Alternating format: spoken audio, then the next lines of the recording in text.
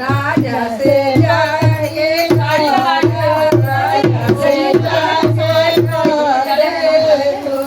राजा छठा महीना हमारे घर के चलिया घर के चलिया राजा छठा महीना में लाग घर के चलिया घर के चलिया छठा महीना हमारे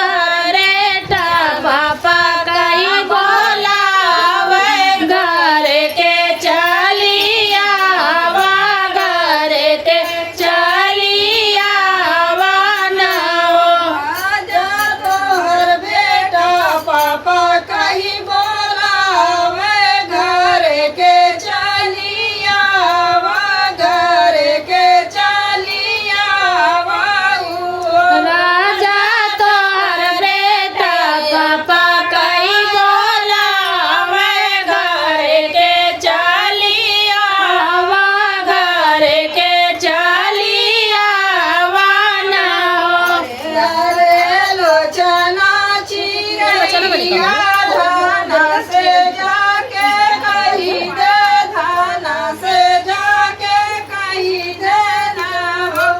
धान नैहरे से भैया के बोलावे तो पापा कहावे तो पापा कहावे ना दाना नैहरे से भैया भोलावा तो पापा कहे भोलावा तो पापा कहावा रे ओ हरे लोचना चिरैया राजा से जाके कही दा राजा से जाके कही दाना हो राजा तोहरा से निकहारा वही के लेके रहबा वही के लेके रहबा ना हो राजा तोहरा से निकहरवा तोही के लइके रहबा ओही के लइके रहबा लियो राजा तोहरा से निकहारा वही के लेके रहबा वही के लेके रहबा ना हो राजा तोहरा से निकहरवा ओही के लइके रहबा ओही के लइके रहबा लियो